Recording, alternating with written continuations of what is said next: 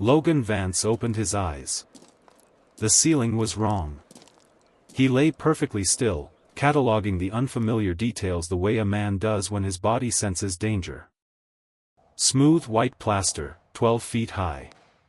A single recessed amber light glowing dimly. His actual ceiling was 8 feet of cracked drywall with a water stain. His mind ran the inventory that panic demands. He turned his head to the left, his movements measured, silent, analytical. She was there. A stunning woman, asleep on her side, facing him. Loose golden hair spilled beautifully across a pristine white silk pillow. She was still wearing an expensive navy silk blouse.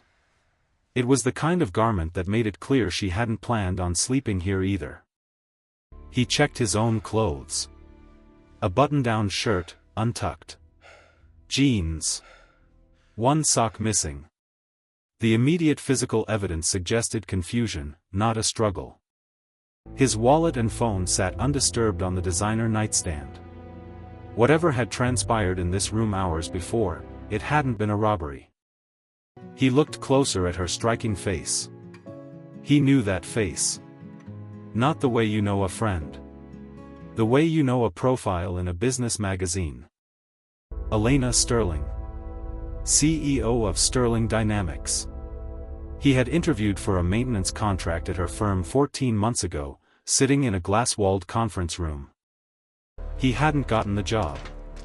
He hadn't thought about her since. Yet here she was, sleeping 3 inches from his hand in a luxury penthouse. Logan sat up slowly, easing his weight off the mattress. He used the silent, careful movements he had mastered on the nights his daughter had nightmares.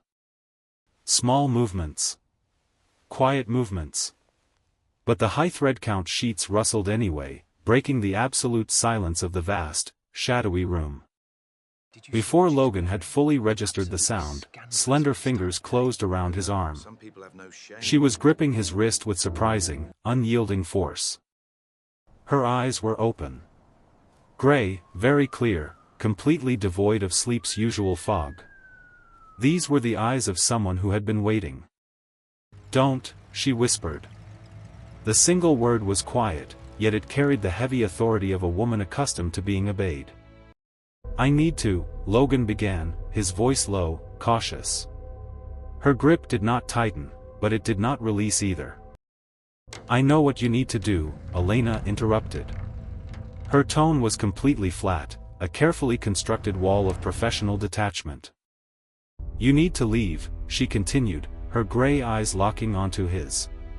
"You always need to leave." The word "always" hung in the cold air, dropping between them like a physical weight. Logan stared at her face, searching for context. He saw a complicated expression, a fragile mix of profound grief and exhausted recognition. "I don't remember how I got here," he said quietly. 10 minutes later. The sprawling penthouse was dead quiet. Logan moved down the dimly lit corridor, his steps heavy with the weight of missing time. She was in the kitchen. Barefoot on the cold marble, Elena filled a brushed steel kettle, moving with a practiced, mechanical efficiency. He stood at the edge of the vast kitchen island, watching her. He expected a cold dismissal, not the domestic intimacy of morning coffee. He checked his phone. 6:48 a.m. No missed calls from Mrs. Patterson, the babysitter. His daughter was safe. His last text was sent at 8:15 the previous evening. It read, "Running an errand. Back by 10.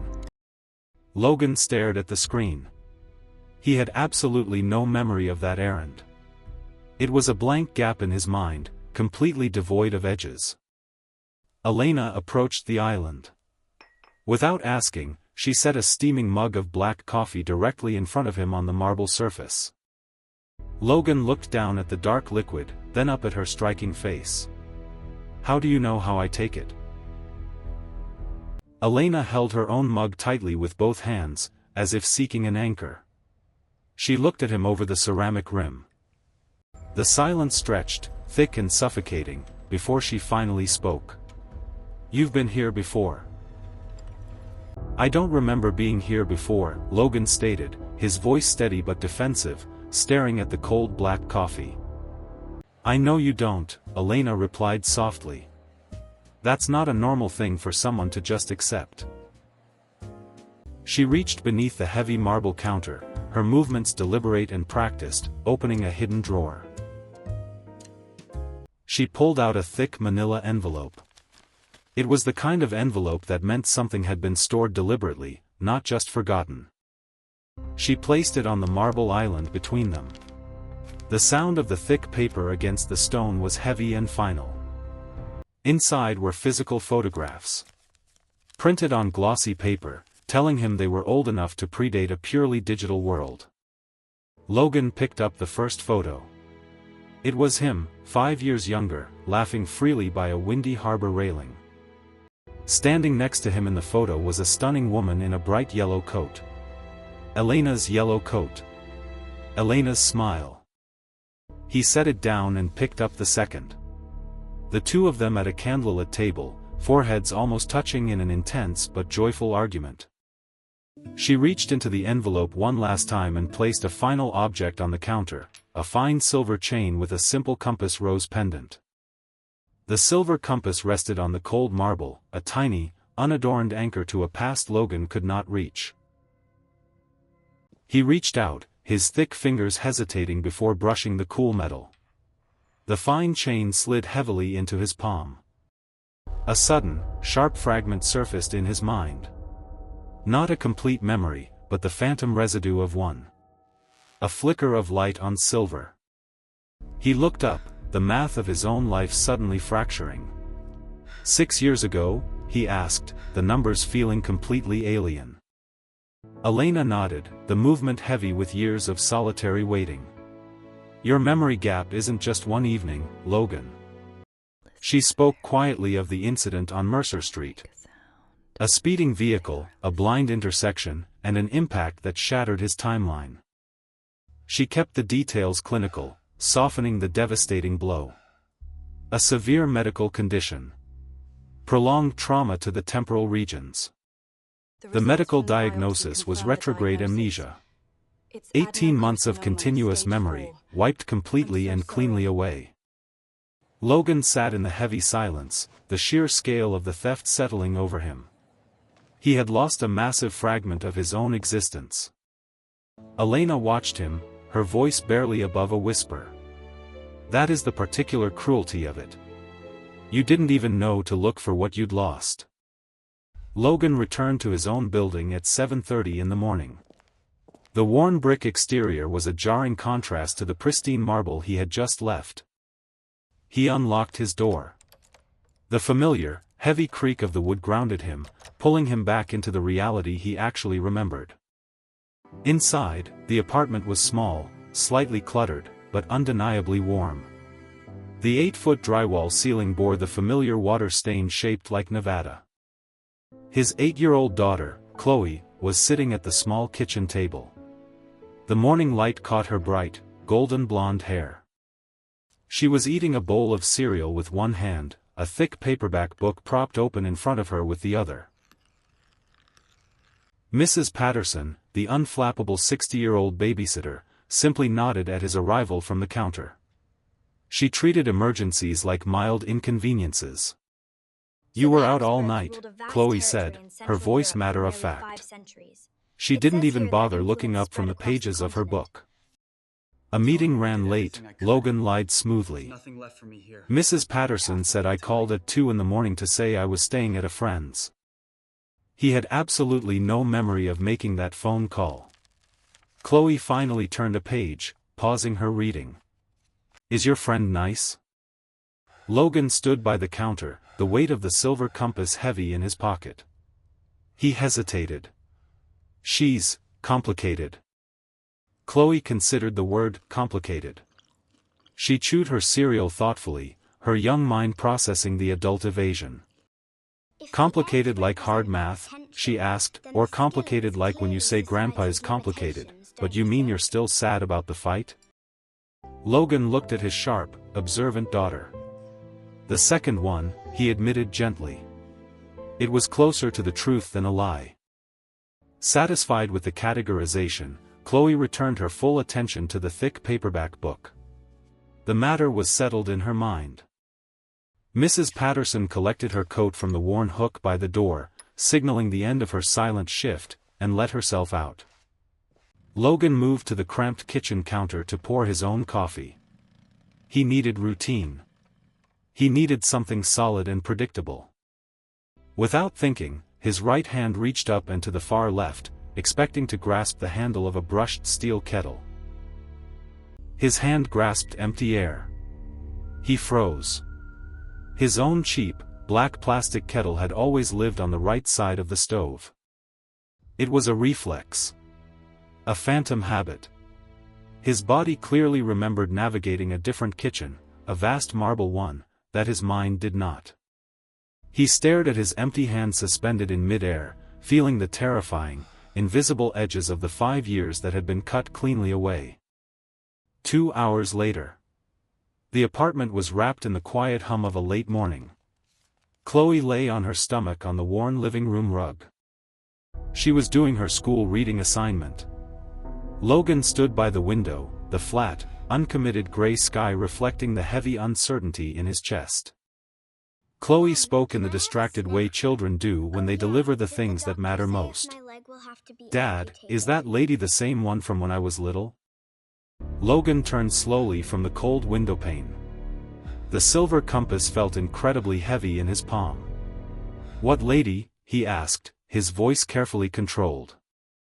"The one with the blonde hair," Chloe said, flipping a paper page.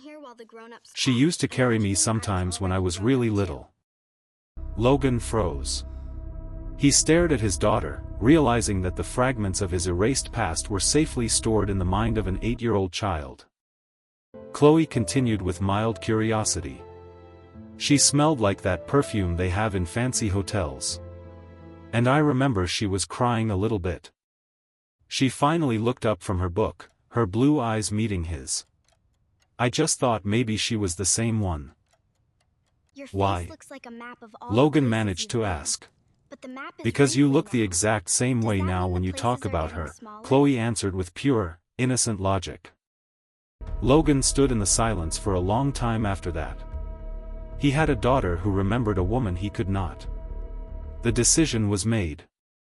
He returned to the penthouse that afternoon. The imposing architecture of the luxury building loomed against the pale November sky.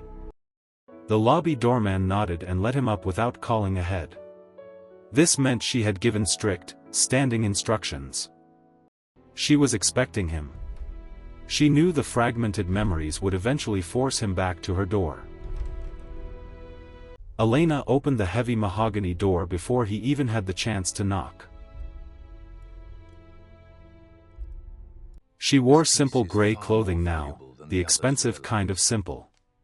Her blonde hair was pulled back, revealing the sharp, aristocratic lines of her face. They sat in the vast living room. He took the leather couch. She chose the chair across from him. It was a deliberate physical distance, maintained by someone who had learned exactly what proximity cost. She began to tell him the history in careful, measured pieces. The way one delivers a truth that might break a person. They had met 6 years ago. He had been doing electrical maintenance work in her previous corporate building. She had stopped him in a hallway to ask about a circuit breaker. They ended up talking for 40 minutes about absolutely nothing relevant to electricity. They had dated for almost 2 years. He had been constitutionally incapable of being impressed by her corporate power, which had been his most impressive trait. Then, the quiet corporate campaign began. Elena's own board of directors was attempting to push her out, orchestrating a silent restructuring. Behind the scenes, massive financial irregularities were bleeding the company dry. Millions were being diverted by Harrison Vance, the former CFO. Logan had found the evidence by pure accident.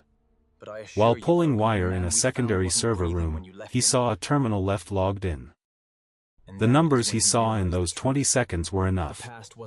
Instead of walking away, he documented the diverted funds, capturing the screen data. He gave that documentation to Elena. They formulated a plan to present it directly to the board's audit committee together. The vast living room felt increasingly claustrophobic as the pieces of the past locked into place. Logan sat perfectly still, absorbing the sheer scale of the deception. "The day before we were going to expose him," Elena said softly, her carefully constructed composure finally showing hairline fractures. She looked down at her hands. "You were struck by a speeding vehicle on Mercer Street. The documentation vanished from your apartment. And you vanished," she finished, her voice dropping to a whisper. The room descended into a heavy, suffocating silence. The silence stretched, heavy with the weight of 5 stolen years. Logan stared at the floor, processing the absolute erasure of his past. He thought of the phantom reflex in his cramped kitchen. The ghost limb of a life he had been living without knowing. He looked at the silver compass still resting in his hand. The simple, unadorned object that had survived the wreckage of his mind. Then, the fragmented dreams finally made sense. The windy harbor. The flash of a bright yellow coat. The feeling of being anchored. They hadn't been random neurological misfires. They were the desperate attempts of his own subconscious, trying to navigate through the dark. His mind had lost the map, but something much deeper had remembered the destination. A psychological gravity pulling him back to this exact room. He finally raised his eyes to meet hers. Elena was still watching him, her gray eyes reflecting years of solitary endurance. "The dreams," Logan said, his voice breaking the absolute stillness. "They were trying to lead me back here." Elena closed her eyes, a single tear escaping her iron control. "I hoped they would," she whispered. The vast emotional chasm between them didn't instantly vanish, but a bridge had finally been cast across the dark, silent space. On a Thursday morning, the slow-burn tension shifted from the past into the present. The sky above Chloe's school was a flat, uncommitted gray. Logan possessed the hypervigilance of a devoted father. He noticed absolutely everything in his daughter's orbit. He noticed the black sedan parked directly across the street. Heavy, tinted windows completely obscured the interior. It was there when he dropped her off. The engine was left idling, a subtle but deliberate statement of observation. When he returned at 3 o'clock to pick her up, the heavy vehicle had not moved an inch. A different man sat in the driver's seat, but the cold quality of his attention remained identical. Focused entirely on the school gates. Logan's hands tightened around his steering wheel. The corporate conspiracy had just crossed an invisible, unforgivable line. He dialed Elena's number from the parking lot. She answered the secure line before the second ring. What do you mean she's gone? "It's starting," she said, her voice completely steady. She had known the former CFO would eventually make a move. "He's watching my daughter," Logan replied. His tone was no longer confused, it was terrifyingly cold and focused. Logan did not wait for the final school bell. He walked directly into the main administrative office, his face a mask of polite urgency. He signed Chloe out early. He offered a smooth, practiced excuse to the receptionist, betraying absolutely nothing of the cold tension in his chest. Chloe walked beside him to the car, her small hand swallowed completely by his large, calloused one. She didn't ask questions. She had a profound talent for accepting sudden shifts in routine with quiet equanimity. Logan navigated the city streets with aggressive precision, his blue eyes constantly darting to the rearview mirror. The black sedan did not immediately follow them. It didn't need to. The psychological message had already been effectively delivered. They arrived at the towering luxury building. The doorman, briefed extensively by Elena, escorted them straight to the private secure elevator. The brushed steel doors opened directly into the vast penthouse. The atmosphere was completely different now, a fortified sanctuary instead of a memory box. Elena stood in the living room. She wore dark, tailored clothing, projecting the formidable presence of a CEO prepared for a corporate war. Chloe stepped forward from behind her father, looking up at the glamorous blonde woman with absolute, clear-eyed recognition. The vast living room held a fragile silence. Chloe looked at the glamorous CEO not with fear, but with innocent curiosity. Elena knelt down on the expensive rug, bringing herself to the child's eye level. Her corporate armor completely vanished. "You've grown so much," Elena whispered, her voice carrying an unexpected, profound warmth that Logan hadn't heard in years. Chloe tilted her head. "You smell like the hotel perfume. And you make the pasta with the brown butter." A genuine, fragile smile broke across Elena's face. "I think I could manage to make that again," she replied softly. Logan watched them from the doorway. The scene before him was a missing puzzle piece seamlessly clicking back into place. The penthouse transformed. It was no longer a cold luxury space, it had become a temporary fortress for a reunited family. Later that evening, the heavy mahogany doors were locked. The ambient light of the city below offered a deceptive calm. Chloe was asleep in the guest bedroom. The window seat had quickly become her designated reading place. Elena and Logan sat at the kitchen island. A cold pot of coffee sat between them as she opened her laptop to reveal the counter strategy. Elena scrolled through heavily encrypted digital files on her laptop. The cold blue light illuminated the sharp, tactical focus on her face. She explained the escalation objectively. Vance was moving because they were close. She had reconstructed the financial trail, but it wasn't enough for an airtight indictment. She needed the original server architecture from 6 years ago. The hardware had been relocated to a secure storage facility in Queens. Logan studied the digital layout on the screen. The facility required high-level physical credentials and a corporate authorization form to access the subterranean levels. Elena had the CEO clearance, but Vance maintained a mole inside her current executive team. If she accessed the building herself, the records would be erased before she reached them. They needed a proxy. Someone completely disconnected from the current corporate structure, moving below the surveillance radar. Elena looked across the dark marble island. A maintenance contractor with a legitimate work order could bypass the preliminary security checks without raising alarms. Logan met her gaze, his expression completely unreadable. He used to have a lot of legitimate reasons to be in secure server rooms. He nodded once in the dim light. He wasn't just doing this to protect the present, he was retrieving the history that had been violently stolen from him. Elena reached across the table and handed him a small, encrypted external drive. The physical weight of the mission settled heavily into his palm. The plan was simple in outline, relying entirely on the blind spots of corporate bureaucracy. On a Wednesday morning, Logan drove to Queens. The storage facility was heavily industrial. It featured wide loading docks and brutalist concrete walls, completely devoid of the luxury he had left behind in the penthouse. Logan approached the security checkpoint wearing a heavy canvas contractor jacket. He projected the absolute, bored confidence of a man just doing his job. He slid Elena's legitimately generated work order and his identification under the thick, scratch-resistant glass of the security booth. The security guard barely glanced at him, scanning the barcode. The heavy steel turnstile buzzed, unlocking with a harsh metallic clank. Logan walked down a long, sterile corridor. Overhead fluorescent lights buzzed with a distinct, annoying frequency as he descended to the third sublevel. He reached the heavy doors of the server room.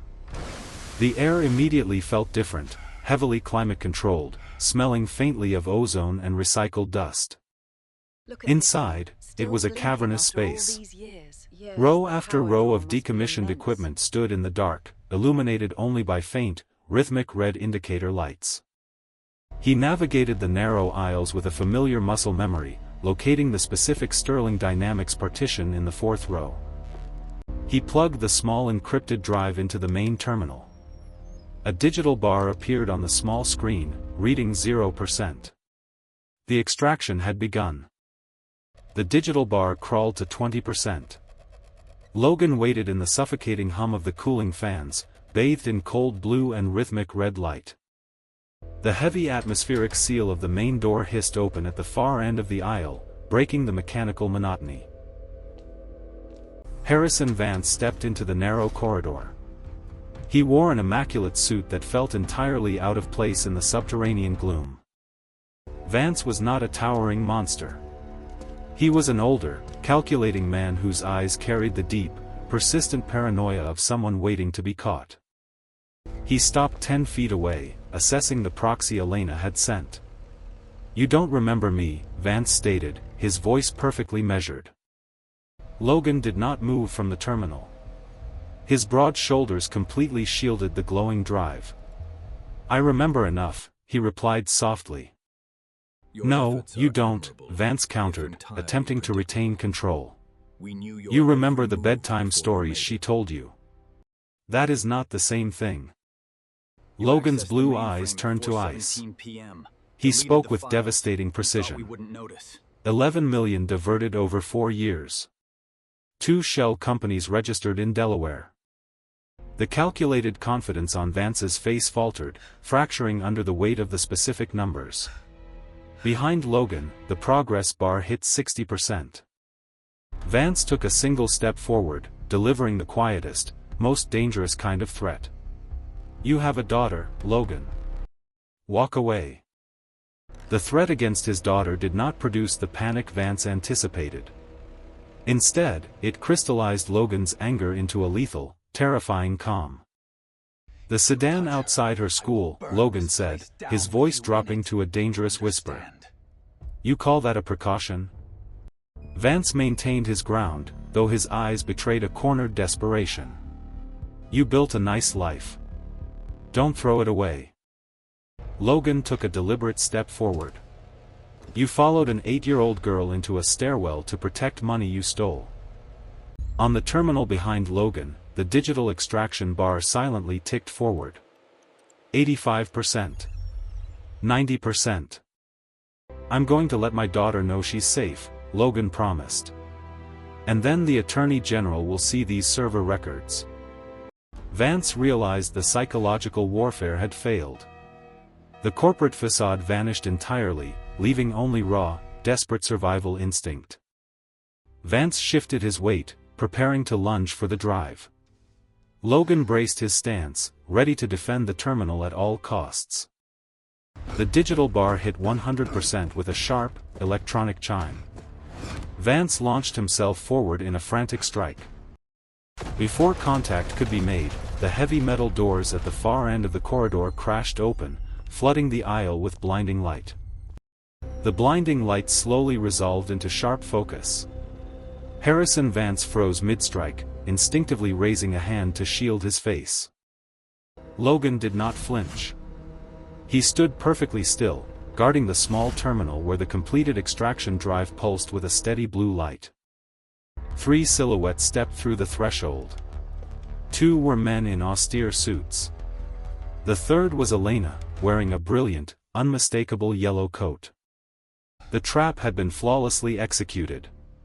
Vance's feral desperation dissolved into a hollow, crushing realization of his own defeat.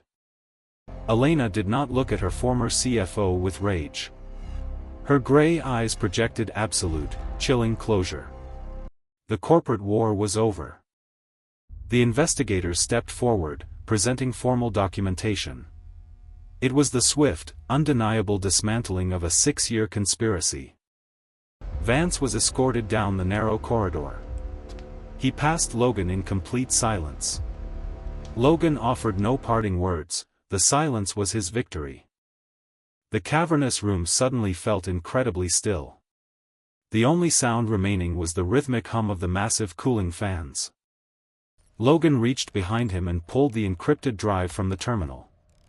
The physical evidence of his stolen past was finally secure. He walked slowly toward Elena. They stood together in the stark industrial light, the immediate threat neutralized, leaving only the weight of the aftermath. They walked out of the subterranean facility together. The harsh fluorescent lights gave way to the pale, natural light of the Queen's morning.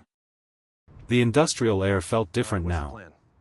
It was no longer heavy with conspiracy, but crisp with the sudden, sharp reality of survival.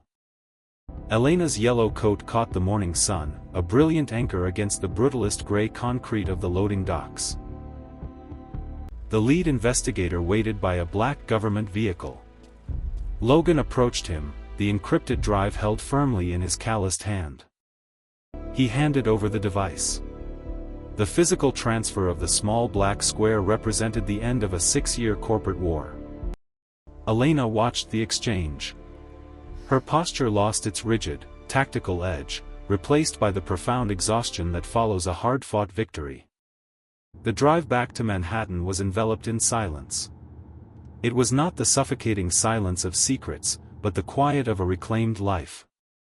Logan drove with a steady hand. He looked at the rearview mirror, but this time, he was not searching for threats. They returned to the fortified penthouse. The heavy mahogany doors unlocked, welcoming them not as soldiers, but as a family. Chloe was awake on the guest bedroom window seat, her book resting on her lap, bathed in the soft, peaceful morning light. 3 months passed. The pale November sky slowly surrendered to the first cold blue of a sharp, unforgiving winter. The legal machinery moved with brutal efficiency. Harrison Vance was formally charged with 11 counts of financial fraud and obstruction. The prosecution's case was incredibly straightforward. Armed with the retrieved server records, the conspiracy was simply, undeniably documented. From her corner office, Elena watched the corporate empire stabilize. The silent war that had consumed her life was definitively over. Across the city, Logan stood in the middle of his cramped living room, carefully folding cardboard moving boxes. He had officially decided to sell the old apartment. It was the deliberate choice of a man refusing to live inside a reduced life. He looked up at the familiar water stain on the 8-foot drywall ceiling one last time, making peace with his fractured history. Moving into the sprawling luxury penthouse felt entirely different now. It was no longer a stranger's fortress, it was a home. Chloe seamlessly integrated into the new space. She immediately declared the guest bedroom window seat her permanent, undisputed reading territory. Logan and Elena stood shoulder to shoulder in the hallway, watching the young girl. The broken pieces of their past had finally aligned. The promise of normalcy was kept. In the vast luxury kitchen, Elena stood at the stove, preparing the pasta with brown butter. She moved with a different kind of efficiency now, not corporate or tactical, but domestic, deliberate, and profoundly gentle. Logan sat at the marble island with Chloe, silently watching the woman who had fought a 6-year war to reclaim them. Dinner was a quiet affair, filled with the simple, undeniable sounds of a family that had finally survived the storm. Chloe ate with genuine contentment, the fragmented, shadowy memories of her early childhood finally matching her bright present reality. Later that night, after the apartment grew quiet, Logan stood by the floor-to-ceiling windows overlooking the glowing winter city. Elena joined him, slipping her hand effortlessly into his. The tense physical distance that had defined their initial reunion was completely gone. Logan reached into his pocket and retrieved the fine silver chain with the simple compass rose pendant. He didn't hand it to her. Instead, he carefully clasped the silver chain around her neck, securing it where it belonged. The metal rested against her collarbone. They didn't need to speak, the compass had successfully pointed true north. Spring finally arrived in the city. The cold, unforgiving winter yielded to a bright, promising thaw, washing the streets in a clean, golden light. The massive penthouse windows were open, letting in the crisp, fresh breeze of a new beginning. The heavy atmospheric tension was entirely gone. Chloe sat at the marble kitchen island. She was older, more settled, working diligently on a final school writing assignment. She was writing an essay about the luckiest thing that had ever happened to her. Her handwriting was careful and deliberate. She wrote that her father's heart had somehow remembered what his head had forgotten, allowing him to keep walking toward the right door. Logan stood across the room, watching his daughter write. His posture was completely relaxed, the burdens of his lost years finally laid to rest. Elena stood beside him. She wore a light, elegant spring dress, the silver compass catching the morning sunlight exactly where it belonged. The corporate wars, the silent threats, and the stolen years were firmly locked in the past. They were just echoes now. They had navigated the darkest fragments of a shattered timeline by trusting the simple, undeniable things that refused to be erased. True north was never a fixed place on a map. It was the people you walked toward when you couldn't see the road.